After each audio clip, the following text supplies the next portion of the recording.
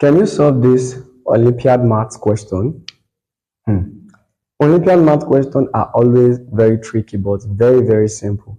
Very, very simple. So how do we solve this Olympiad maths? Now, when we look at this equation, we'll see that 2x to the power negative x equals square root of x. Now, one of the tricks to solve Olympiad question like this is that we need to connect the variables of x. That is, we need to bring them together to make the equation easier to solve. There is this x here, we have to bring it to this side to connect it with the x at this side. So how do we do that? First of all, let us express this in index form using the law of indices. So we have 2 raised to the power negative x equals x raised to the power 1 over 2. Now, to connect these two variables of x, what we're going to do is that we have to divide the power of both sides by x so that x can come here. So then we have 2 raised to the power negative x all over x equals to x raised to the power 1 over 2 divided by x, because 1 over 2 divided by x, 2 multiplies x here, we have 1 over 2x. So that's how we got 1 over 2x. Okay, so let's move further now. X cancels x, so we have 2 raised to the power negative 1 equals to x raised to the power 1 over 2x. Now, we want only the variables of x to be here. We have 2 here. We have to get rid of 2. Okay, you want to connect them very well. So, to get rid of 2 is we have to multiply the power of both sides by what? 2. So, I have to get rid of these 2. So, we have 2 raised to the power negative 1 times 2 equals to x raised to the power 1 over 2x times 2. So that 2 cancels what? 2. Then we have 2 raised to the power negative 2 equals x raised to the power 1 over x. The next thing to do here now is we have to use our wisdom here because it is kind of tricky. So what are we going to do here is that when you look at the left hand side, we have 2 as the base here and we have 2 as the power, exactly the same number. So let's try and see if we can make these variables of x like this, that is the same base and the same power. Now the power here is 1 over x, but here is just x, no 1 over. That means we have 2 options. Either we make this one x, that is we get rid of the 1 over, or we make this x 1 over, make it a fraction. We have that 2 options, but the other one will be very hard. The easier one to do is, let's make this x fractional. Okay, now how can we make this x a fraction? But it's not a fraction. How can we make it a fraction?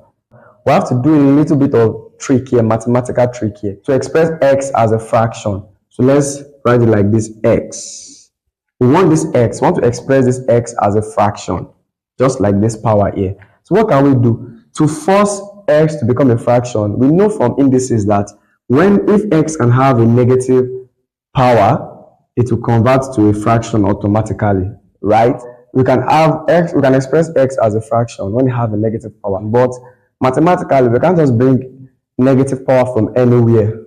We can't just bring this randomly and add it here. It's going to be a mathematical blunder. So what we're going to do is, this isolated s, we want it to be a fraction that is have a negative power. So we can do it like this, x raised to the power negative 2 raised to the power negative 1. We can tweak this like that, because according to law of indices, okay, according to law of indices, x raised to the power negative 1 times negative 1 will give us x raised to the power 1, which is also what? X. Yes, that's the wisdom. Now we can make x a fraction. Can you see that? So let's do that same thing here. So we write this as 2 raised to the power negative 2 equals to x raised to the power negative 1 all raised to the power negative 1.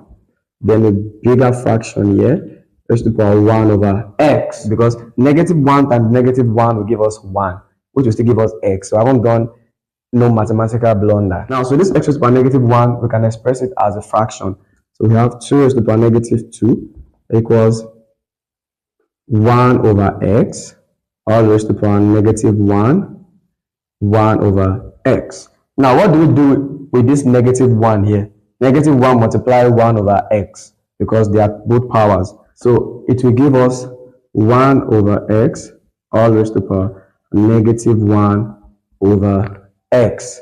Now, we are getting very, very close. Let's rewrite this here as 2 raised to the power negative 2 equals 1 over x raised to the power negative 1 over x. Now we can do direct comparison here. Looking at the base, we have 2, we have 1 over x. Then we also have -2, we have -1 over x. They are exactly the same thing. They look alike. Now by studying this equation, we can see that 1 over x equals what? 2, or 2 equals 1 over x, because this is 2, we have 1 over x. We also have 2 here, we have 1 over x. So by comparing the two parts of the equation, we'll see that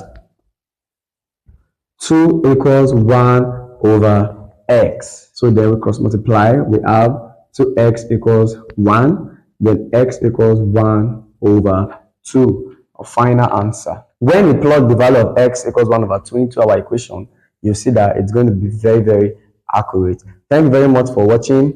Till next time, bye bye.